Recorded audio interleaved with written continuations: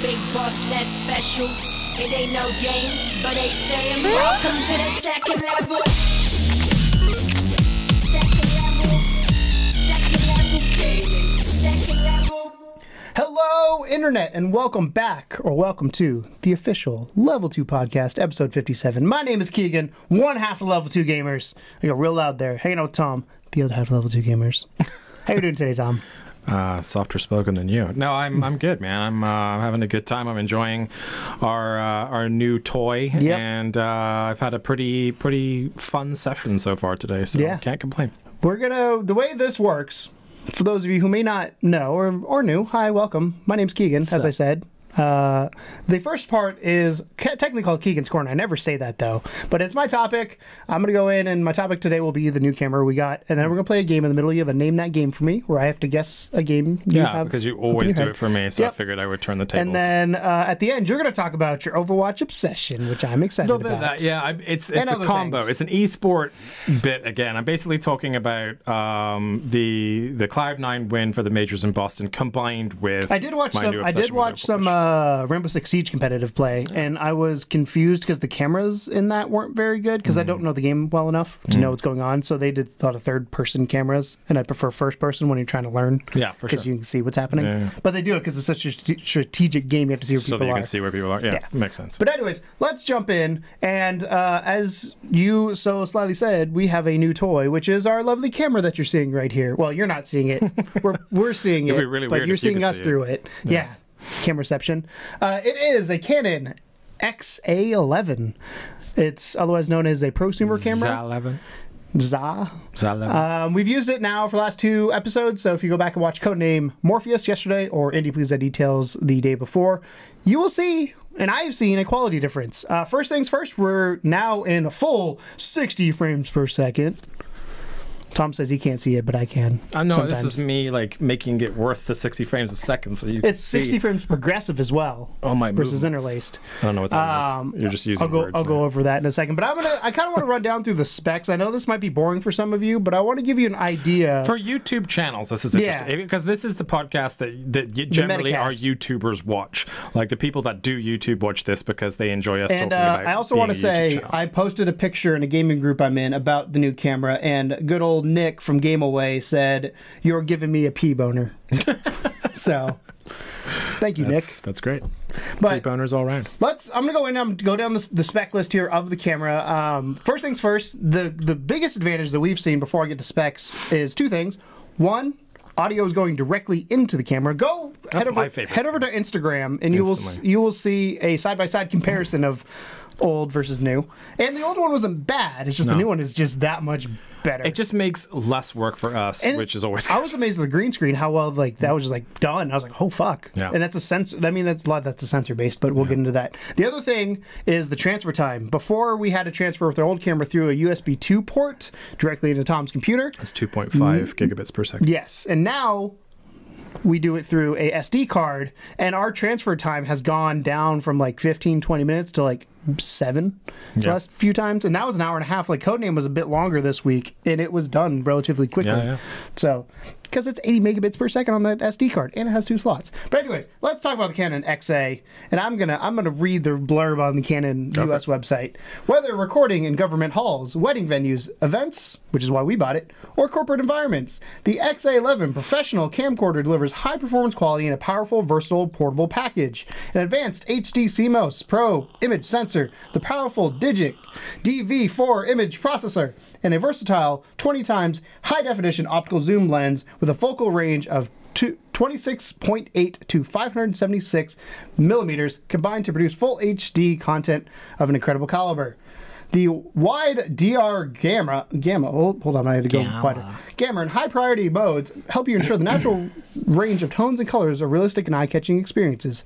Recorded video remains stable thanks to the XA11's reliable 5-axis image stabilization system. The 2 XLR terminals mean sophisticated and convenient audio recording with 2 separate channels, ideal for a wide variety of applications. The XA11 can now open new recording possibilities with outstanding video quality in a powerful, versatile, portable package.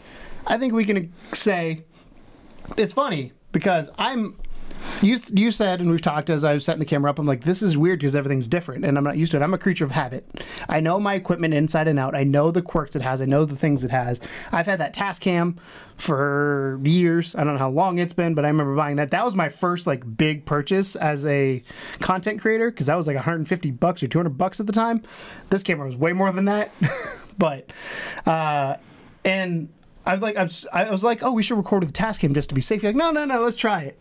And we haven't had to adjust the audio outside of, it still records left and right channel, so we have separate channels. We just have to center it together and mash it together. But I haven't had to do any up and down audio adjustments, which is quite awesome, because we have auto gain turned on. We're testing some things. I'm sure when we go to cons, we'll learn some things there. But yeah, testing it in a con environment versus a studio environment is actually going to be pretty interesting to see the difference. Yes. I think. Yeah. So, I'm going to go over the main unit specs. Standard definition or HD? It is an HD camera, Tom, in case you're wondering. Nice. I was hoping so. NTSC, so it only works in North America. They do have a PAL version of it. I don't know what the cost of it is or if there's any differences other than that, but it does record in the PAL frame rate, so we cannot take this and play it in the UK on TV, sadly. The big things, though, are the compression file type systems. So the compression it uses is MP4 and H.264. Do you know what those mean? Yeah. What do they mean? MP4 is a video format, and H.264 is an audio format. No, H.264 is video. Is it video? Yep, it's web-based video. Fair enough. Basically, there's with this system, there's 3 ways we can record video. We can record it AVC HD. Or MP4 container, which is the file type. So when you open up something, it's either, most people know MP4s or MOVs or AVs. What? AVIs. What's the other? Windows has one too. Windows movie video file. WMV. File. That's it. I haven't used one of those in years. But MKV is a really popular container. That one's for DVDs. They use a lot of those on DVDs and feature length films because it's got more. Copyright protection. Well, MKV is it's funny because there's a ton of people that always say, how do you convert an MKV to an AVI file? I can't find any software anywhere that does it. I'm just like, literally just rename the NKV part to AVI on a Mac. On a Mac. Yeah, on a Mac. I don't know if it does it on PC. And it will just fucking do it. Yeah. But no, what that gives us is it gives us both so AVC HD is a very large file. It's the highest quality. We are shooting in the highest quality possible in the studio. We are doing, if you guys want to get real nerdy here, we're doing 28 megabits per second of data. To give you an idea, the camera before we had, I think, maxed out at 12. And we're doing 60 frames per second progressive, which is... We have no idea what that... Because I can't see the difference between 30 and 60. He can, apparently. So I've got no idea what that's going to look like, but I'm excited to edit it. Yes. And we can also record a... MP4 H.264, which is more web-based. So if you're going straight from camera to net without editing, that's what you do. But for editing, you want the higher level stuff. Yeah. The other thing that was a happy accident with this, I didn't realize, has many HDMI. So at some point, we might get a monitor because our screen is actually bigger than it used to be. Yeah. But it's still small. Yeah. Lots of data in a small Can't see small the timestamp or anything like that. Yeah, we try to look at time on there. I can kind of see it. Like, I know we've been going for like 11 minutes or so right now. Well, it'll be less than that because we talked for a little bit there. But we've been recording. The camera's been on for 11 minutes. Yeah. Audio recording, it uses linear PCM 2-channel and Dolby Digital 2-channel, and then MP4s use MPEG-2s, which is standard for them, 2-channel. I'm trying to find... 2 SD card slots, which is... There's 2 reasons I picked this camera up, or just told you to look into this camera, make sure you approved. You really just was like, I trust you. Yeah, I mean, if it's video stuff, I'm just like, whatever you say. So there's 2 reasons I wanted to go with this camera. Reason number 1 is XLRs on top of the camera. For run and gun at conventions is going to be wonderful. Don't have 2 things. Don't have to fucking worry about AA batteries. I am concerned about battery life on the camera itself. We've not tested that. Before what I've read online, it's a few hours. So at some point we'll probably pick up another battery just to be safe when we're running and gunning. Swap it out. Yes. Hot swap it. And the other thing I like about it is 2 SD card slots. So right now we have 128 gigabytes of data storage capacity inside of our camera.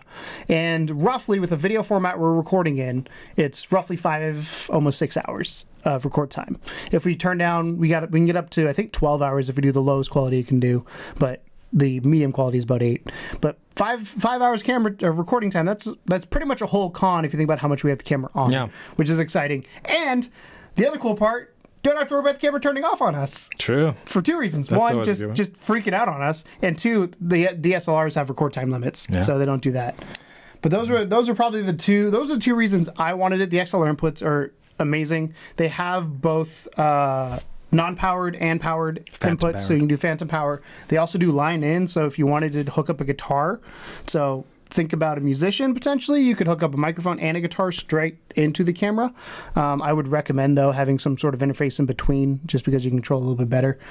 But yeah, that's the gist of it. The big things, the cool features that I found, because I've not played with it that much, infrared. We can now shoot at night in infrared, so if we turned all the lights out in here, like when you were sitting over there looking at sales for Codename, I was sitting over here and I just turned the switch on and you got real bright because I could because your lights, my aura, it just bleeds through. But it's just like super like awesome looking.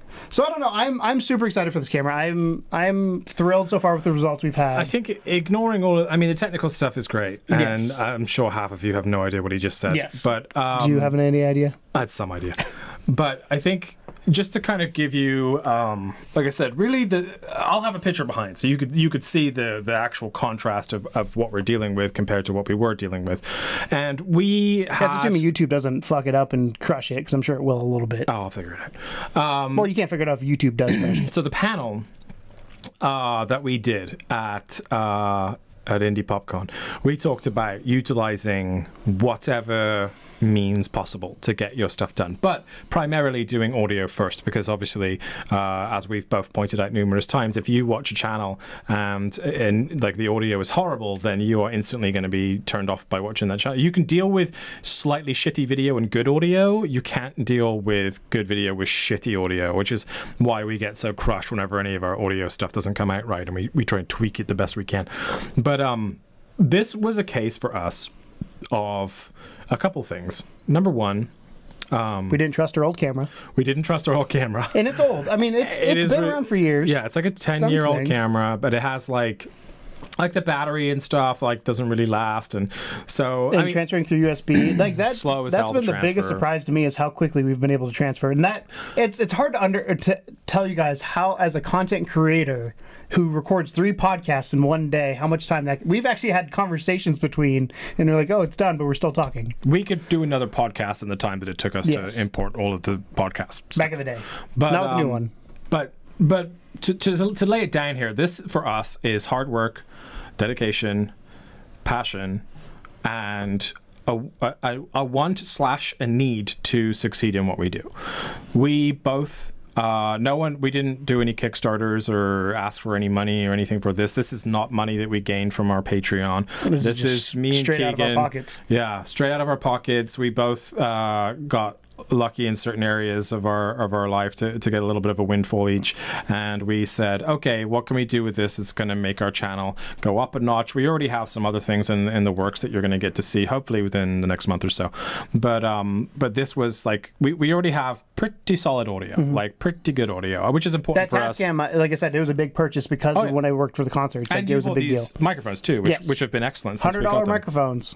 Yeah, great microphones. I still think it's funny, the ones we use at the conventions are the $10 cheapo ones we bought way back in the day. I mean, but they still were sound good, yeah. But yeah, so these microphones are great. These are the AT2020s for those of you that are content XLR creators. version. And so we put a lot of time and effort into that. But video is something that we've always just kind of relied on. Because it's not cheap. Either the DSLR, which, like you said, cuts off every 12 minutes. So to record a podcast is impossible. To record even like interviews and stuff is kind of like you're pushing it. Like we had to stop our interview with Ethan from Thousand Faces like midway through and just be like, hey, can we just reset real quick, and then and splice it together. And it's weird. He's nice enough, but I feel like with a celebrity that would have been real weird. Yeah, for sure. We don't do that anymore. So yeah, I mean, for us, this is like our commitment not only to each other but to the channel, in terms of like we want to provide the best possible quality in all aspects. We're improving everything that we do, but also we are going to be more out and about. We're going to be going to more cons. We're going to be going to like Twitch meetups and things like that. We're going to be utilizing this a lot more, and it's awesome that we have such a unique and great tool to do it. So, like, tech specs aside, it's a wonderful camera. Yes. But tech specs aside, that's why we did it. And in case you were kind of like wondering, like, oh, why did you need, like, the camera footage was good, why did you need another one? We didn't necessarily need it. We were trying to get ahead of the curve too. We were basically, we didn't want to like have the other camera just fuck up one day and then just be like, oh great, now we're screwed and we don't happen to have a spare like however many, you know, hundreds of dollars it would cost to get a new camera. So we made a preemptive decision to really invest in the show and invest in us. Are you cool if I tell them what the MSRP of this camera is? I don't know what that means. The retail cost, like if you buy full price. Yeah. So to give you an idea, the camera we had before, when I got it years ago, was a $200, maybe $250 camera, not including SD cards and all that kind of stuff. This camera, just the camera, not including, it comes with the battery, not including batteries, SD cards, obviously the XLR cables we already had, microphones, not including anything else, just the camera itself. Retail, if you're paying full price for it, is $1,400. And that's not to say, oh, look how much money we spend. That's... To me, it's like Tom saying, it's us showing the investment we're putting back into the channel to make sure we give you the best quality. We've always said two things since the beginning: fun and quality. That's pretty much, if you boil down this channel to any sort of like bone structure, I think that's our foundation. We want to have fun. Fun quality? Quality fun. Oh. It's a fun quality.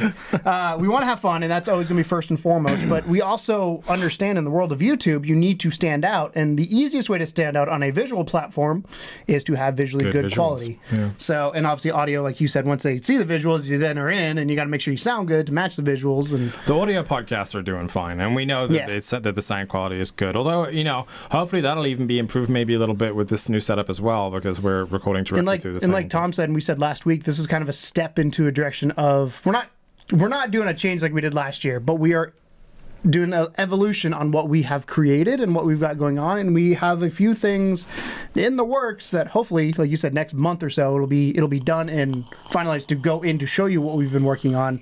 But I think we're both excited to give the facelift more than anything else. It's a facelift, not a complete facelift work. for the show that is accompanied by better quality video, which is great because I mean, I think I don't necessarily, like I said, like it's not like that we needed it necessarily, but I feel like the fuzzies are now gone. There's a certain the fuzzies are gone, Tom. It's great. There's a certain stagnation that you get, right? Especially as a YouTube channel where you think, okay, I'm doing this, it's working great. Like we pick up a couple subscribers maybe every day or two. There's a couple subs that we pick up, and that's great. Remember when we had to wait like 3 weeks for a sub? Yeah.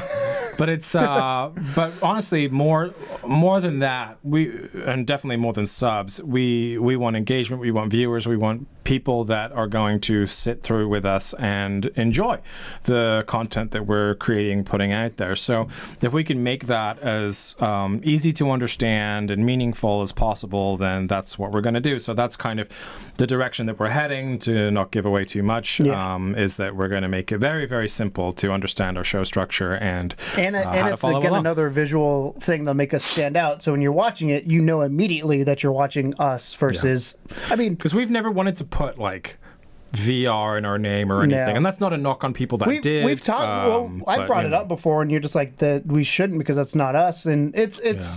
We would do better if we did. Let's be honest. We are purposely not hitting as big an audience that we can. We've been told by people that we would do a lot better if we did. Yeah. I mean, there's people that are like, you'd show up better in search, and that's true. That is a fact. But that is not who we are. So we're not going to do it. And I also think, like, getting to where we are with this, we both love this channel, and it's weird to think it's been, what, 3 years? Coming up. No, it's past 3 years. Yeah, February 5th was we missed our 3 anniversary. years. Look at that. Yeah, go us. Like an old married couple. Just like, oh, do we get married? I joked with somebody when we bought this camera. I go, I feel like me and Tom just got married. This is our 3 year. This is our car. This is the camera anniversary. Yeah. But no, I think it's really interesting because we're in a weird position where we're not big, but a lot of people look at us that in the groups I'm in. And I don't say that as like an ego boost, but they see what we're doing. They see we're doing our own thing, and people do their own things as well.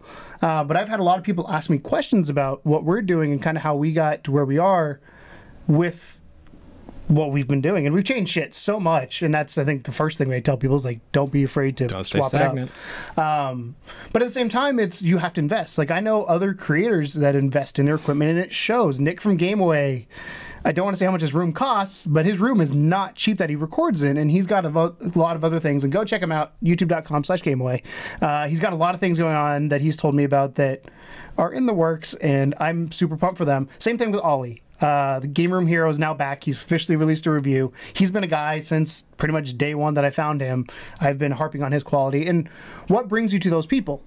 It's how they present themselves. And I understand not everybody can afford a $1,400 camera, and you don't need a $1,400 camera. We couldn't afford a $1,400 camera. Yeah. This is a combination of tax refunds and shares that I didn't need. So it's one of those things where, like, not everybody can afford it, and you don't need to have that, but you do need to understand that quality is an important thing for a lot of people when they're viewing, and I think that's kind of where we stand. And again, fun and quality. Quality fun. Put that on the shirt. Is that our new fucking motto now? Yeah. Quality fun. Great. So, yeah, Cool. I just want to talk about a little bit about the camera, because we said we were going to have it this week. And if we do, if there's anything like you see off or anything we don't notice, let us know. Yeah. From the quick views we did, I didn't do it with the studio background, but I did it with random backgrounds. There are less fuzzies, and fuzzies drive me crazy. Touch fuzzy, get dizzy. Me too. But I think there's less fuzzies. I think we're gonna have. It was funny because when we sat down, like, even the screen, the way the green screen looks, we're like, we look way more professional just because the color of the screen looks different. And that's because the saturation. It's because the sensor inside can take that much more light. So that again, could talk specs for cameras for years. If you're going to do PopCon, I will talk specs to you there if you want. If you have questions, I can go on for days. YouTube versus Twitch. Which platforms did you choose? Go vote. It's not up yet. Can't When vote it comes yet. up, go vote if you want to Yes. see us in a panel again. Cool. Yeah. All right. Cool. So moving on to the game. Go ahead and pull up the notes. You're gonna mark your own questions because your computer's all the way up. Your Well, thing's my not, your game's computer's- not in the notes, right? Yeah, it is, but you won't see it. Cool. Yeah. So just create a new note. Cool. I just want to make sure before I looked. Yeah, it is, but it's hidden If in you one of the notes. but if you open it, it might pop. Will it pop up? It should. I'm not. I'm going to the website, so Okay. hopefully it won't. Okay. Say that. We're about to find out. Yeah. I mean, I could click this right here. Don't you dare. All right. So I don't even really need it, honestly. Like, I could answer all these questions. It's just going to be like, You ready? dates and times and things like that. Yeah, so we're going to play one of our favorite games to play, and that is Name That Game, in which case one of us, this week it's me, gets to choose a game that the other person has to guess, and they have 20 closed questions to guess that game.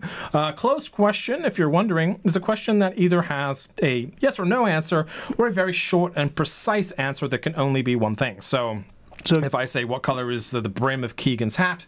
That's a closed question, and the answer is red. So, that's kind of what we're looking at. You can't have things open to interpretation. There can't be any kind of, like, detail, really. It just has to be, like, a yes or a no or a one word or whatever. You have 20 questions to get to the game. So let me get this ready, because I know probably at least one of the first questions you're going to ask me. What platform was it first released on? It was first released.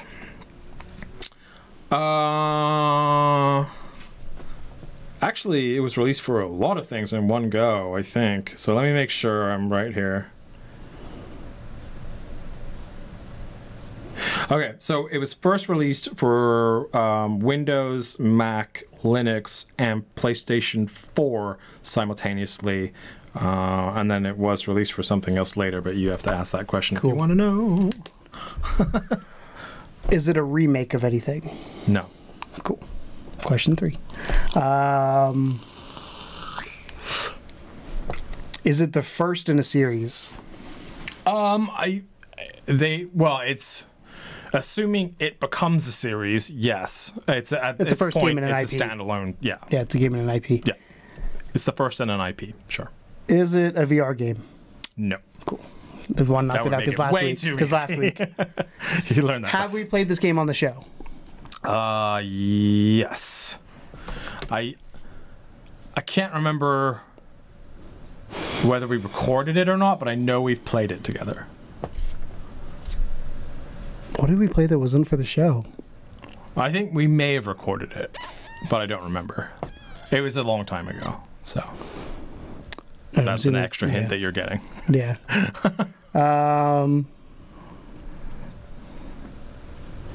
Is it a game that one of us suggested the other buy, or was it a mutual agreement to buy it or to play it, to get it, whatever the word is? Like, That's not a very good close question. Yeah. Rephrase it. Did you recommend I buy it, or did I recommend you buy it? I think that's not the answer. That's a yes or no answer. I don't think. Or do we both kind of agree that we're going to get it? We both wanted it. Okay. So it's not like Persona or something like that crazy. No, that's what I'm saying. No. Which Persona's not on no, PC. We both saw it and wanted it, and so I'm not going to go any further there. That's on PS4, so it's not Subnautica, because that's on Xbox.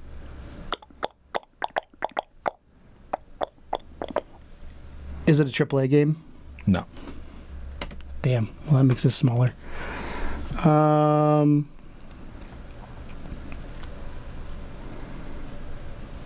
You gotta start thinking more game-wise, man. That's how you're gonna get it.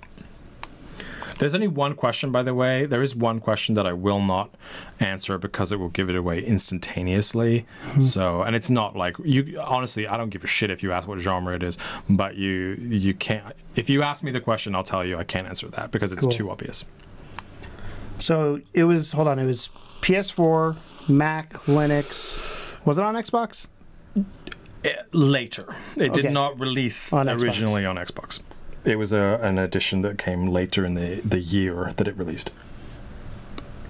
Inside wasn't on Xbox, or it wasn't on. Inside was not on Xbox, on PC. I don't think. Was it not? I don't believe so. It's not Inside anyway, but yeah, I could be wrong, but I don't think it was. I will say that was one I considered. Good thing you didn't. Well, you didn't say is it Inside? So. No, but could head that way. How many questions you got? 8. I'm on. This will be number 8. Okay. So it's multiplayer. Is it multiplayer? No. Okay. Cool. So played it by ourselves. What was your reasoning behind thinking it was? Because we played. You said we'd played it together. Well, we play all of our games together when we're sat down together in the same room. But that's why I crossed out as a multiplayer, because if it is, that has a whole nother... Gotcha. That was my thinking behind that. Did we play it at launch? Close enough to it, yeah. I don't remember if it was same day. It might have been same day, but if not, it was like a day or two later. Is it from one of your favorite developers? No. Okay, I was thinking Metal Gear Solid 5 for a second there. Yeah, we played that on launch. Well, that would have been on Xbox that would also eventually. Be a AAA. Yeah, it would also want to be on Xbox. Number 11. Is it a shooter? No. Is it a platformer? No. Is it an RPG? No. Damn it. What's left?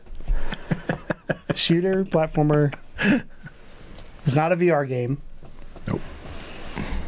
I'm on 14 right now.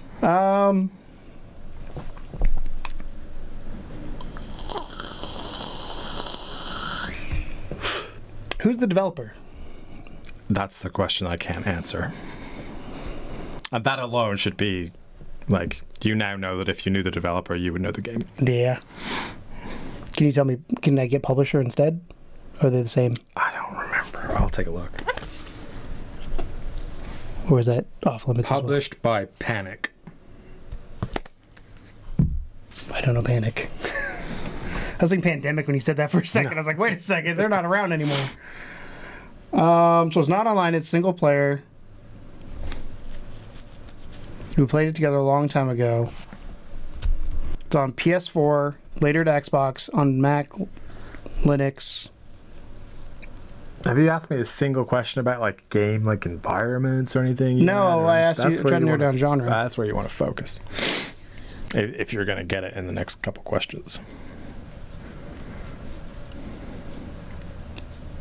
Is it set on an Earth like Terraria? Yes, it is actually set on Earth. I'll go ahead and give you that. It doesn't have to be Earth-like. Well, I was thinking like forests and all that kind of stuff. Yeah, it's Earth. Cool. Earth, PS4. Earth PS4. Xbox, It's Mac, set on Linux. Earth. It's a game. On PS4. It's not an RPG. It's not a shooter. Nope. It's not a... We played it on the show a long time ago. Yep.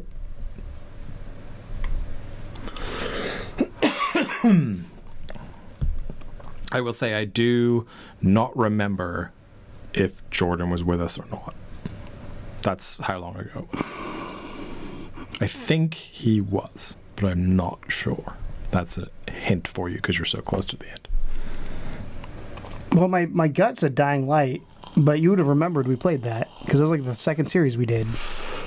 Correct. That's one. It's also what I would consider a AAA. Yeah.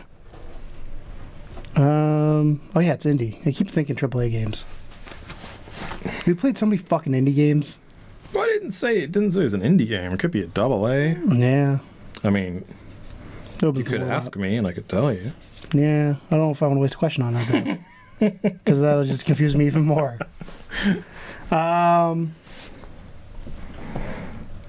Were you in control or was I in control when we played? Oh God, I can't remember. You can scratch that question because I honestly can't remember.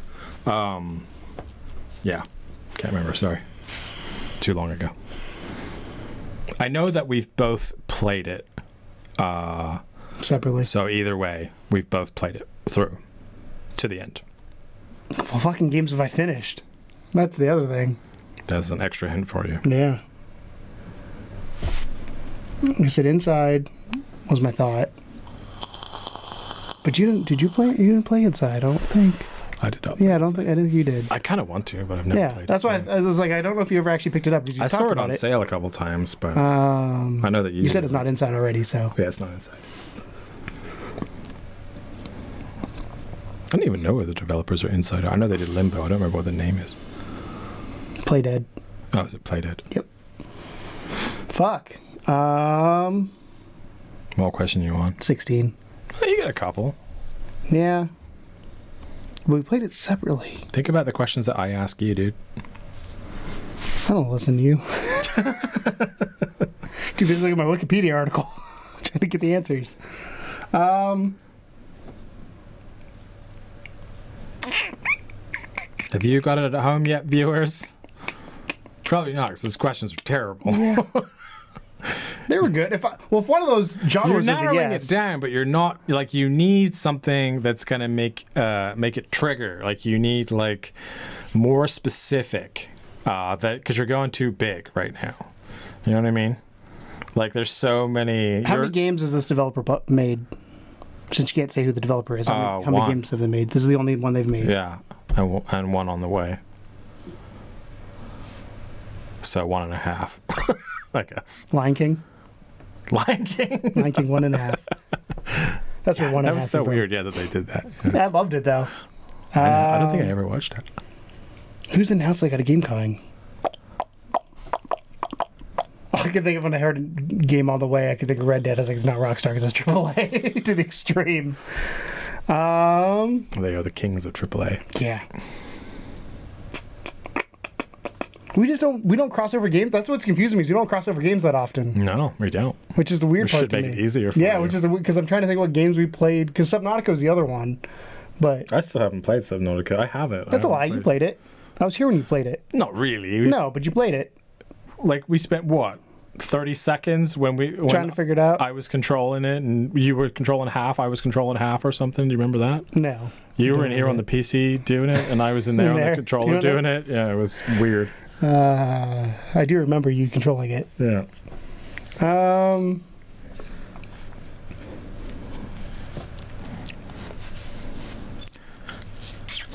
Fill the dead air. Yeah, I know, right? Noises. I don't know. I'm really stumped right now. I'm gonna give Keegan time to think here when I go into my smooth. It's not on Nintendo. Radio voice. It's originally on. So assuming since you said it came out first on PC, Linux, Mac, and PlayStation. And PlayStation had the same day. That was the same day, and then Xbox was later on. Yeah. Xbox One later that year. Yeah. Same year, but later that year. What fucking games did we play?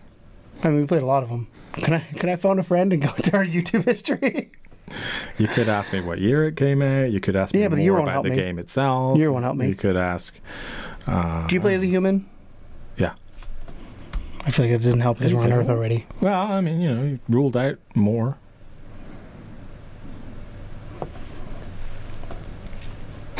What is your primary... honestly, I don't even know if there's weapons. This will answer that question, I guess, too. Two birds, one stone. What is your primary method for attack? You do not attack. Cool. See, that answered both questions. That's good. Smart. It's a passive game. Yep. That we both played. Mm-hmm. It's not Yonder, because you never played that. It's not that one game, because I never played it.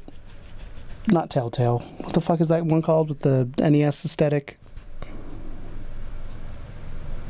With the rabbit-looking thing from back in the day. Toby Fox made it. All I can think of is Telltale right now. No. It's the NES-looking one where you walk through and you got the turtle. We played it with Jordan. Oh, Undertale? That's it. I was like, I know it's not Telltale. No, it's not Undertale. Yeah. I wasn't asking. I was just trying to figure Undertale was great. Trying to figure out what game that was. You would like it. Yeah, I never played it. Yeah. I have two questions. Switch. I have two questions.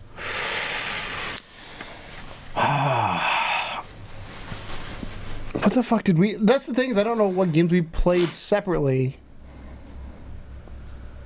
without the other one coercing the other one and getting it that we both liked. Because it's not weird Japanese. It was one that we had seen like some stuff for, and we were both like, that looks really cool. That looks really exciting. We should get that when it comes out. And we got it when it came out. I don't remember if I think maybe one of us bought it, we played it for the show, and then you were so impressed that maybe you picked it up after to play by yourself. That is as much as I'm giving away, because that is far too much information. Yeah. All I can think was Elder Scrolls Online right there. No, not that. Although that fits that description other than the AAA. Yeah. It does fit that bill. Am I going to kick myself for not getting it? Yep.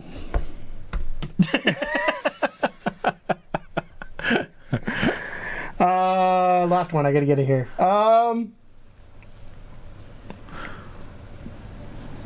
It's old. Not that old. Well, but for our channel, 3 years. Older in our channel, yeah. I'm literally going through my head right now. So it was Stranded Deep. It was Dying Light. It was Donkey Kong. Like, that was the order we played them in. You're literally just going to go through every game we've ever played on the channel. It wasn't a series, so there, have that. It wasn't probably part of Bytes then. That's a free one. Might have been a Byte, yeah. I was going to say, it probably was part of Bytes Might have been a Byte. Which would have been in post-Jordan, I think. No, Bytes started with Jordan. They were his idea. Yeah. That's what I'm saying. He would have been here for his Bytes, because he brought that idea in. Yeah, but we still did Bytes after he left. I know. So it could be post-Jordan. Could be. That's why I said I couldn't remember if he was here or not. I feel like he was. Well, see, I was thinking it was pre-Jordan, since you couldn't remember if he's here. It's not pre-Jordan, definitely not. It's either during or after. That time frame, I don't remember at all. Those were the dark years. Yes, this is the dark ages. I was focusing on numbers too much. One of us bought it, and one of us picked it up. It's on PS4, Mac, Linux, and Windows. Came to Xbox later. Indie game. Not an RPG. Not a shooter. You're a human on Earth. You really didn't do a great job of narrowing this time, did you? Not a PSVR game. Got that far. You're a human on Earth. Yeah. What human games did we play? Not very many. I think I'm just going to shoot in the dark here and see what happens. I'm literally. Well, you have one more question before you have to guess. That's true. Because you guess after the 20. You can guess during, but you can ask one more question before you're forced. So there's no combat. It's at all. Not to my recollection. Yeah, there's no combat. That's what you said. I'm sticking to it. And we both finished it. That's the one that gets me, because I don't finish games. Ever. Should help you. You should. Okay, if I don't get this right, tell me the developer and see if I get it. That's what I was going to do. Okay. Fuck, what did we finish? Or what did I finish? Wasn't Life is Strange? Because you never finished that. I never even got past the first thing. I think I did the first episode and that was it. Yeah. I've done the whole thing. That was pre-Jordan, I think, too, as well. I can't remember the Jordan. That was when we did 2 for reviews. Yeah, that's the only one we did. The only 2 for review we did. Yeah. I'm going through my trophy list now to see what I have 100% on. Jesus Christ. Yeah. Sorry, folks that are listening or watching. AAA. Keegan doesn't like to lose. That's why he's concentrating so hard. What did I finish, though? Like, that's the things. I don't know what indie game outside of, like... I finished Inside. I finished Division. I platinumed that, but that wasn't... Okay, I'm going to help you out. Ask me what you thought of it. What did I think of it? You liked it a lot, but you didn't like the ending. Oh, Firewatch. Yay! That wasn't even on my radar. Yeah, if you had said Campo Santo, I would have gotten it. Right, exactly. Yeah. So the only game they made. What's the new game? I totally forgot about that. I forget the name. It's like something Pharaohs or something. Valley of the Gods. Yeah, that's it. Yeah. I almost did ask you what did we think of it, but I didn't. I'm saying. Because I didn't know if there's going to be like, we both liked it type answer. Yeah. Type thing. Well, yeah, we both did like it. We just both thought that it fluffed the ending. I would not have gotten that. Not going to say. Well, good. Not even going to lie. I'm going to let you have it. Because you did. Because that wasn't like... just because I said you didn't like the ending, that could be other games. So, Firewatch. Well, that's what I'm saying. Like, what fucking game did I finish?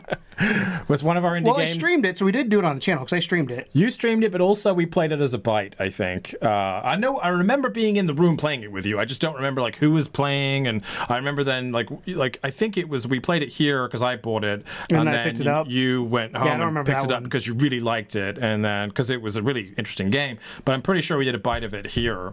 But I don't remember like who. Because I streamed the whole game and one sitting. Fantastic game. Except the ending. And was in our like top 5 games. Well, in my top 5 games of the year. I don't think it made mine for that year. So I figured that you might remember it, but guess not. I completely forgot about that. I literally was going through each series or each thing we did, and I was like, and then you said it. Then it was a bite, and I was like, fuck. Yeah, we did a whole lot of bites. Yeah, because the only other thing that came to mind was that weird Asian shooty game, but I didn't like that game. The 2077 or 22. Yeah, the bug Defense shooter. Force. Yeah, that's it. Yeah, that one.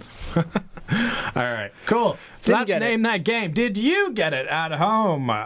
Please let us know if you did or if you didn't or whatever you feel like doing. Really, it's up to you. It's your life. So I'm moving into the last section of the day, Tom's Tales, and I'm going to talk about a couple things. I was told to open my app here because I forgot to open my app today for my challenge at work. No, you do whatever you want to do. So, I opened it. So I'm going to try and keep it like semi-short and sweet because we've already been going for a while there. Because it took me 20 minutes to but, not say anything. What I want to talk about, a couple things. So a couple weeks ago, there was a really big thing in the world of esports, and you know that me and Keegan are fans of esports. Not all of them, but a lot of them. And I watch a lot of CS:GO, and I guess I'm soon going to be watching more Overwatch. He watches purely Overwatch. I've been delving in a few others. I want to point something out though. Go for it. So you were CS:GO. I was Overwatch. We share a YouTube channel. Yeah. So we can see each other's history. Sometimes we subscribe to things that pops up in the feed. I've tried to watch CS:GO. Couldn't get into it just because I'm not a huge shooter fan. And then I did watch, like I said, tried to watch Rainbow Six Siege the other day, and I just was confused. I'm sure if I learned it a little bit better, I would be I figured you would. I was always thinking you'd like to watch like Rocket League or something like that. But no, Rocket League's too boring. Yeah, it reminds me too much of traditional sports. Right. So it's like soccer or hockey or something. So anyway, CS:GO, Counter-Strike, Global Offense, or whatever the fuck Offensive. is very popular game. One of the most popular games on Steam ever. One of Valve's most popular games, and they have really like the esport version of CS:GO is really really good. They have several leagues. They have the ESL, the E League, and a couple other ones. So there was a major recently, which is like do they have Apex? Is Apex one of theirs? Because I know Overwatch has Apex, and some of them do. There is it's usually Japan is Apex. So Japanese CS:GO league. There's not a team called Apex. There's a player called Apex. Oh, there's not a There's a tournament, an Apex tournament. Oh no. No. Okay, cool. So usually it's there's Cologne, Katowice, Oakland. Because I know some of the Overwatch stuff tends to. Yeah, there's a lot of overlap. But so anyway, there was a major in Boston recently, which is one of the only North American majors. In fact, I think it might. Well, there's one in New York as well, but Boston, it's North American major. Here's the thing about the way that Counter-Strike works is that it's actually divided into two areas, global areas. So you have the North American teams, which do include, weirdly, South American teams, and then you have the European teams. So you have teams like SK Gaming, who are from Brazil, but they're playing in the American leagues with the likes of Cloud9, Team Liquid, those guys. And then on the European side of things, you have your FaZe, your G2, the French super team, and a couple of those guys. So the top 5 teams in the world are SK Gaming, FaZe, G2, and I'm forgetting one, and then Cloud9 is in. Cloud9's the name I know. Yeah, Cloud9's very popular. They're probably renowned as being the best North American Counter-Strike team. That's the as somebody who doesn't follow the league, that's the name I. And they've had this kind of like this weird history of just getting really close, but never quite getting the nail in the coffin. You know what I mean? And so what I wanted to talk about was the major in Boston, because this is, to me, this was one of the, like, you could make a movie out of what happened in Boston for Counter-Strike. So you have a North American team in Cloud9 who will traditionally get all the way to the end and then get booted at some point. And so they started out the Boston tournament, and your crowd in Boston is like 90% Cloud9 t-shirts, 10% whoever else is there, right? Like Cloud9, it just dominates. Like if you go to like the Global Offensive forum on Reddit, like it is like, it'll show you next to people's name what team they're a fan of. Cloud9, Cloud9, Cloud9. Like I said, it is somebody who's it reminds me a lot of like a NASCAR fan, Dale Earnhardt or Jeff Gordon. Right. Like people outside. It's a huge it's a huge know team. Who they are. They have a cool symbol and everything. Anyway, so Cloud9 starts out the Boston tournament by losing 2 games back to back. Not a good start, right? I mean, that's a death sentence for pretty much any team, in any sport. Yeah, but it's especially in a game like this where so much of your prowess depends on your confidence. Losing 2 out of the gate is really shitty for your confidence. So they lose 2 out of the gate, and then they have like literally the hardest path to victory possible. Every team they have to play from that point onwards is a team that's above them in like the top 5 of the best teams in the world. So like I said, they had G2. G2 is a French super team led by a guy called Kenny S. Kenny S is one of the best snipers in the world on CSGO, and their entire team is lethal, but they're like basically take every single best French player in the world, put them on a team. That's G2, and that's just like one team. That's the Seoul Dynasty right now in Overwatch League. You have SK Gaming. SK Gaming is a Brazilian super team. Have arguably, actually officially the best player in the world on that team. His name is called Zera. They also have Fallen, who's one of the best IGLs in the league. He's also one of the best snipers in the world. They just have like this monster fucking team that for the longest time was known as the best team in CSGO. They won major back-to-back. FaZe Clan, my personal favorite team. FaZe Clan is a joke of a team at how good they are, because like they were pretty good and then they lost a couple players and then they were like, hey, what if we pulled in 2 of the best players in the world on our already team with one of the best players in the world? And so they basically now have a team that the IGL, the in-game leader, is the worst player on their team, and he's a monster. So everyone else on that team is just godlike. They have Nico, who you may have heard of, who's just like the second best Counter-Strike player in the world behind Coldzera. You have Guardian, who's one of the best snipers in the game, Olaf Meister, who was just incredible player, Rain, incredible player, and so that team is just like, they literally like is like a fantasy football team of CSGO players. So Cloud9, having just lost 2, have to go against G2, then SK, then FaZe to win this major. The motherfuckers did it. they swept beauty of sports. Every single team. They went from 0-2 to just sweeping G2, sweeping SK. They didn't sweep FaZe. I think FaZe got 1 map, but they got him out pretty fast. And this was like just such a Cinderella story of a tournament. And even as a FaZe fan, I'm watching the finals against FaZe, everyone kind of universally said that this is one of the best finals in Counter-Strike history, just because of the level of play that was going on. I mean, it was unreal. The player that most people kind of get behind, because everyone loves the sniper, right? But the player that most people get behind on Cloud9 is a player called Skadoodle. Interesting name, I know.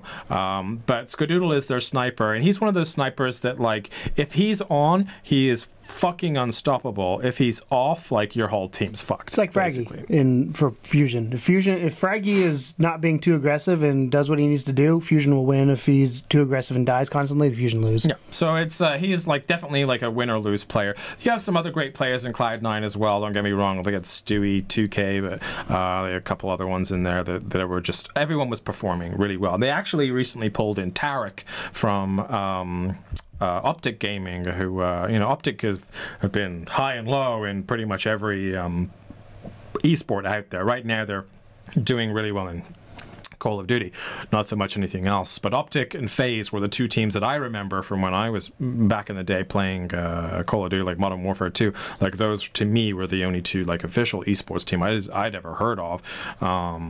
So it's cool to see that Tarek moved from Optic to Cloud9 to help him out. And he actually was the IGL as well. So you have this player that's new to the team and shot calling, and his first tournament with them. So I mean, you got to take your fucking hat off to Tarek for that. So they make it through.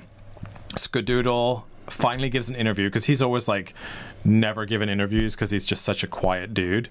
And so he gives an interview. He's crying in the interview. There's like confetti everywhere, and it was this beautiful moment. Like I said, the camera closes up on Nico's face from FaZe, and it's just like this, like He's just so pissed off the entire time.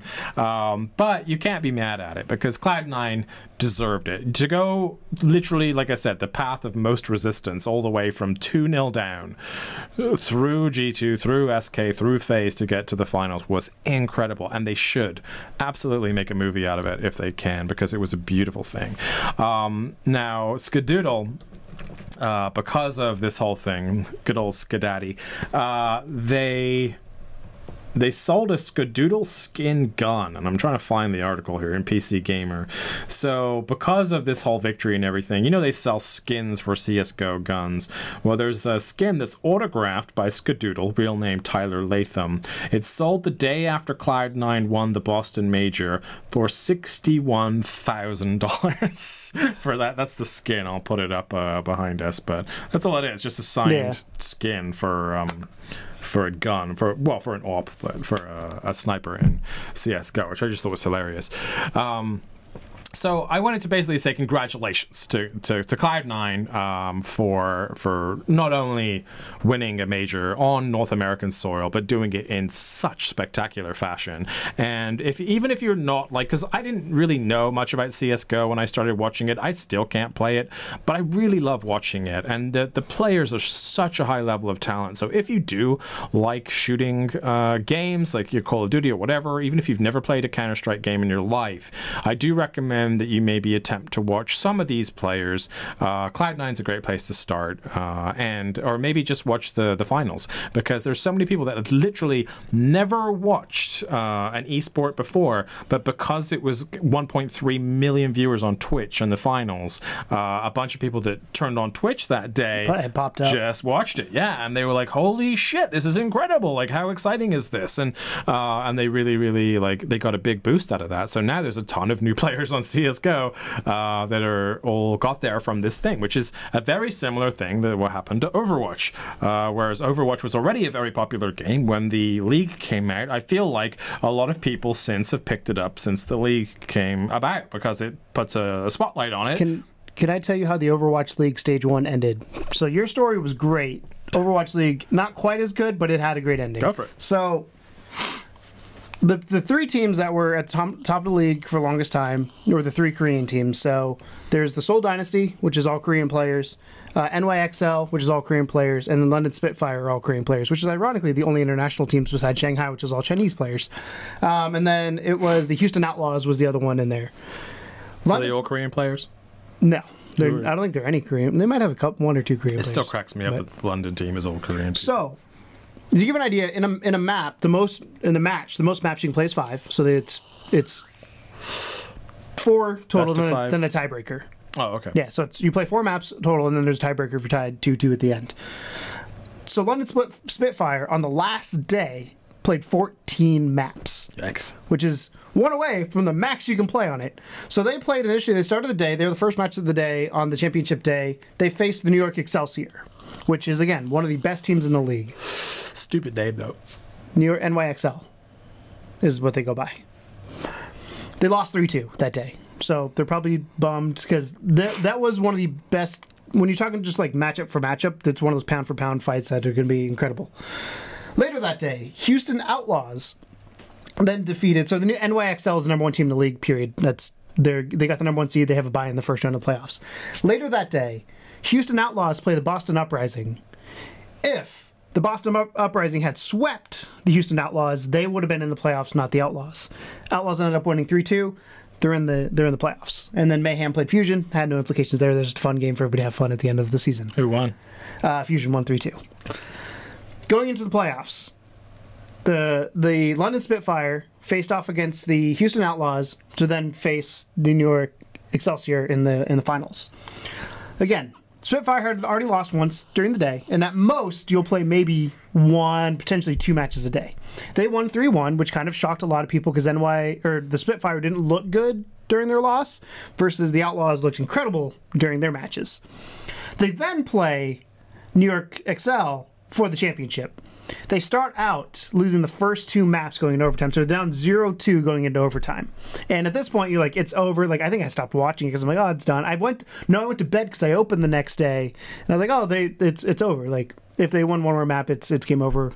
I wake up the next morning to find out the London Spitfire had come back from 0-2 to win in a bonus map 3-2, 14 maps in a day. In each map, you play 2 rounds. So that's 28 rounds, potentially, or more. That's a really long time to maintain that level of focus. Yes. Yeah. And it was funny because, like, again, it was one of those things where I went to bed, and me, James, and David, and Blue have a Owl League chat we're all in, and we all went to bed. We're like, it's over. We woke up the next morning, and I was like, I think David sent a text like, oh shit, this is happening. And I didn't realize at that point. I was like, what? He's like, Spitfire won. And I was like, what? So I looked, and I ended up watching the match later on because, like I said, I missed the second half of it. And I don't like the Spitfire. They know they're good type team. They're one of those teams that, like, they're good, but they know they're good, so they act like they're better than everybody else. Seoul Dynasty did it, then they lost three matches, and I was like, thank you, you just got humbled. But the intensity leading up to that final day, because you never know when you create something like this how the standings are going to play out, to where the final day may or may not matter, to how the event's going to go. And for the stage 1 Overwatch League, which has 5 stages total before the overall championship, you could not have asked for a better ending than a reverse sweep in a 5-match series, or 5-map series. And NYXL was far and away the best team. They lost 1 game the whole stage 1. Well, no, 2. but up to that point they'd lost one game, and it's to the Philadelphia Fusion, and that was it. So they were definitely the best and superior team. You've watched Jonak, the Zenyatta would be a good one to check out if you want to learn Zenyatta. Seolbi's Tracer is fantastic. I'm trying to think who their Widowmaker is, but you should check him out if you want to play Widowmaker. But NYXL is good across the board. And London Spitfire was a good team, but they also had cracks earlier on in the day that were being exposed. So the ending to that stage 1 has me super pumped for stage 2, which is when we're recording this tomorrow. When you're watching, it's 2 days ago. So I'm excited to see what's going to happen. So I have to pick a team in one day? I mean, you don't have to pick a team in one day, but you have to... Well, I guess I should watch before. Because we talked about this, like, last night. We were talking... Because for those of you that don't know, Keegan finally convinced me to buy Overwatch. And, I've been dead against it for... Well, since it came out, since the beta, because I didn't enjoy the beta.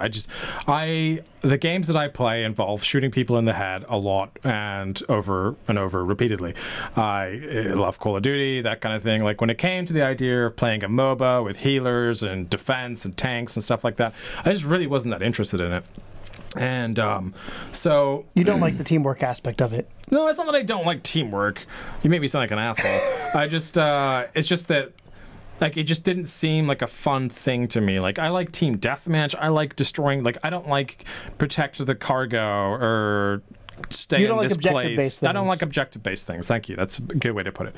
So, you're part of the problem in Overwatch, then. Because as you have found out, I will still do the objectives. People don't like objective-based things in Overwatch. The reason why I don't like it is because other people don't ever fucking do it, which is why I never play those modes in Call of Duty. But when you're a 6-stack, we can always do it. But when you're a 6-stack or when you're... Which is 6-stack, by the way, is when you have 6 people in a party together. That yeah. Yes. But, when it comes to, like... playing with randos is still very much a problem. But I decided to give it a shot. It went on sale recently. They had a free weekend. 50% off. I didn't even do the free weekend. Well, that's why it was on sale, though, because they had the free weekend. Oh, okay. So I bought it, and I played it, and I really... We streamed it. Yeah, we streamed it, and honestly... I had a lot of fun. I really enjoyed playing it. I enjoyed trying to get to grips with the different characters. And this is your first time playing, so it's like you had no idea who did what going in. And I tried to go, because I know I can be snappy at times in games, especially when you're not good, and especially when I'm like, come on.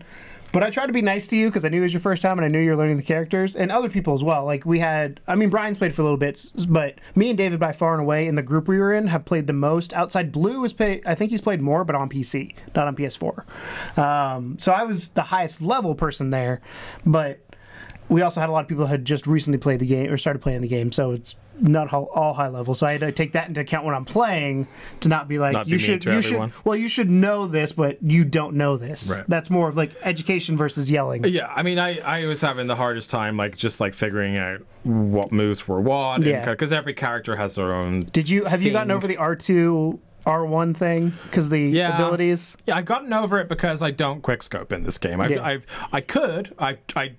have done it occasionally with Widowmaker, but because the charge shot is so much more valuable, I just don't. Yeah. You can quickscope actually pretty well with Ana, and it doesn't affect the damage output, but she has less damage output to begin with. She's a healer or support. I only like quickscoping for one-hit kills. So if I can't one-hit kill someone, there's no point in quickscoping, right?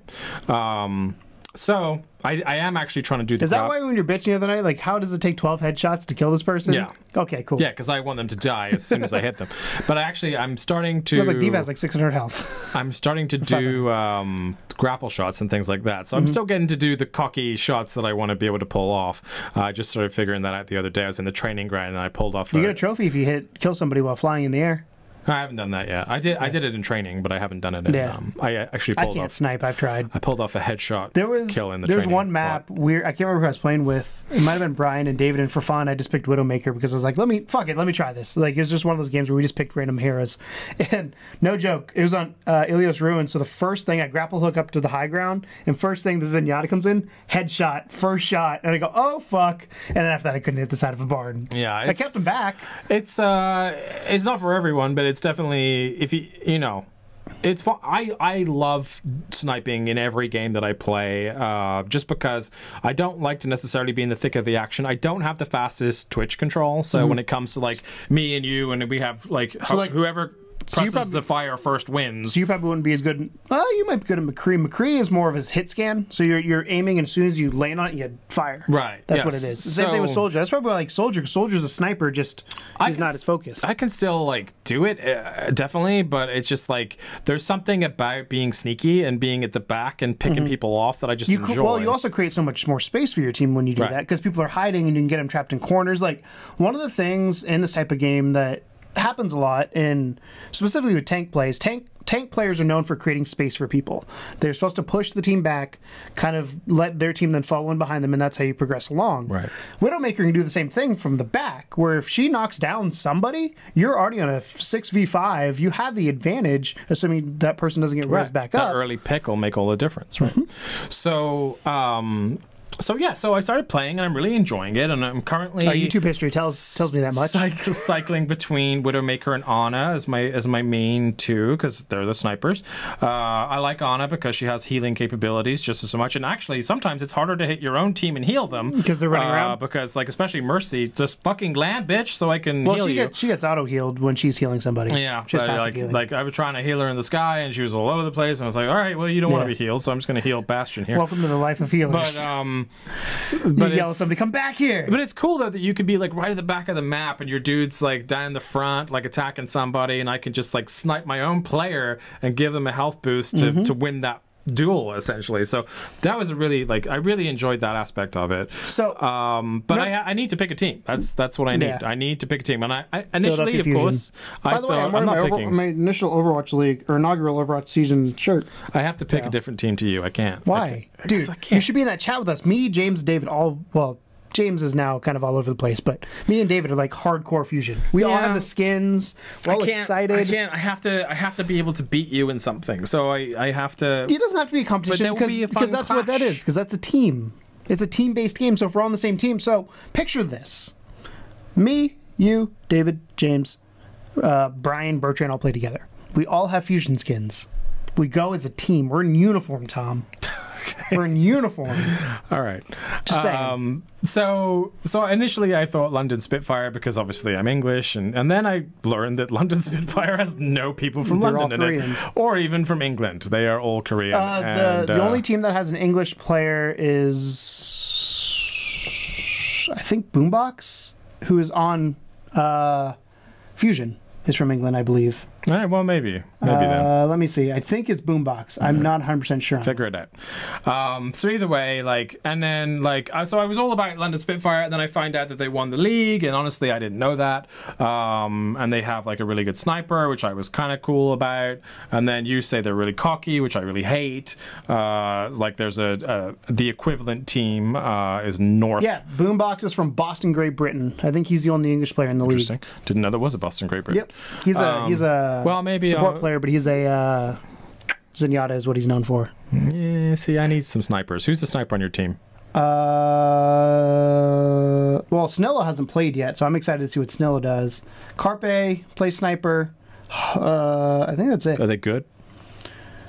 Carpe is known for his tracer play, but he can't play sniper. Snillo, so we have Snillo is too young to play in the league right now, but he's one of the best players. That's like Flower. Yeah, and then Sato we can't have, but he's also suspended, so there's that. So either way, I want the underdog team. I want to pick a team that's kind of like that has a chance, but they're not like whatever. You know what I mean? Like they're not like the best. That's what the Fusion is. So the Fusion are one of those teams that if they're on, we beat the NYXL. The only loss that season was to the Fusion, but man, are they not always on? Because they skipped the preseason, so they didn't have the communication. Because they're one of the teams that have people from all over the world come into one. Versus a lot of times it's just you combine two different teams in the same regions together. They were all so the way the Fusion picked their team is they picked the best players they could find. Versus Houston picked people that had played together and could kind of put them together as a cohesive team because they knew how each other were going to play. So I think the Fusion are only going to get better as the season goes along because they'll have more time together. Get used to each other. And then once they get the 12 stat going on, they can then scrimmage against each other and do their own kind of strategy during practice. Interesting. It's only them in London are the only two teams that have 12 people on their roster. I'll let you know I'll let you know where I land. But either You gotta way, support Boombox. I just wanted to say, and you know, the one thing that I did like, bringing this all back, by the way, the one thing that I did like about the Spitfire was that they are in fact owned by the CEO of Cloud9. Yeah. So Well, a lot of them are owned by, like, the Uprising is owned by Robert Kraft, who owns the Patriots. Interesting. So, big names. This is just so future reference. This is Boombox. He's not a pretty looking dude. Yeah, he's English. He's English. We're all ugly. But yeah, he... Favorite film was Pulp Fiction. Fair enough. There you go. See? All right, so anyway, that's really all I wanted to talk about this week. Was just like it's been a fun esports sort of couple weeks for me, and I've wanted to talk about the Cloud9 victory since it Saturday happened. we should watch a Fusion match together before the meet. Well, that'll be like Saturday afternoon though. I think they're early, so never maybe mind. weekend. But I think they're the 3 I've wanted PM game. to congratulate Cloud9 since that victory, and then with the whole Overwatch thing recently, I thought it would be fun to throw that in there as well. But that's all I wanted to talk about this week. So new camera, you kind of barely got the name that game, and everyone should go watch esports because the Fusion play at 3 p.m. on Saturday, and you should support them especially if you're like me and you hate actual sports. Alrighty, that's our show. That's the Level 2 podcast. That's what we've been up to this week. If you have any questions concerning like the camera or Overwatch League or anything like that, I have I've never been so much into a sport in a long time because it's so new and fresh. Like I said, I bought this shirt. So I bought the Fusion shirt before, and I got the Fusion hat, and I got a Fusion keychain. But I bought this because I'm like, there's only one inaugural season. yeah. So this is Get it while you're there. Yeah. See, And that's the same I thing would with- feel like dirty getting that, but I might get season 2 or whatever. But I was super excited though. Like I've been following this since I found out about it. Yeah, So. I remember well. But yeah, 1 hour. Or 1 day, 1 hour and 23 minutes from the current time we're recording until the Seoul the Dynasty next one versus starts. Los Angeles Valiant. Yep. There you go. I'm hoping teams that didn't do well the first round play better because you don't want it. Like Shanghai Dragons, get a win, please. We don't want you to go Depending 0-4. on how much practice and stuff put in, the tables always change. And one final thing, because we talk about equality a lot on this on level 2 in general, but Overwatch League, the Shanghai Dragons hired the first female esports player into the league. I don't know if it's esports overall, but for Overwatch, it's the first female esports I like their player. symbol, the Shanghai Dragons. Maybe that's what I'll go with. Yeah, they were 0-12 or something. I don't know what they actually were. It was real bad. But I'm excited. There's some controversy about her joining, but partially because they didn't pick her beforehand. So yeah, they were they're -30 in map differential. That's not great. 0-10. All right. So, all right, guys. As always, thank you so much for watching the show or listening to the show, depending on what you're doing. Hope you enjoyed the new camera. Hope it's nice and fresh for you and that we look pretty. You can catch Indie Please Add Details every Wednesday at 11:30 a.m. We try and get it up on time, depending on how much time I get to edit and stuff. It's going to be interesting. It'll be less now because it'll take the audio stuff out of it. Yeah, I put a lot more video in now though. That you have all the you do all the new releases for the week. I have to do all those. And then of course Codename Morpheus every Thursday. Be lazy to put new releases behind us. Yeah, I'm not a lazy content creator, Keegan. But yeah, thank you so much for watching, and as always, welcome to the second level. Bye. No game.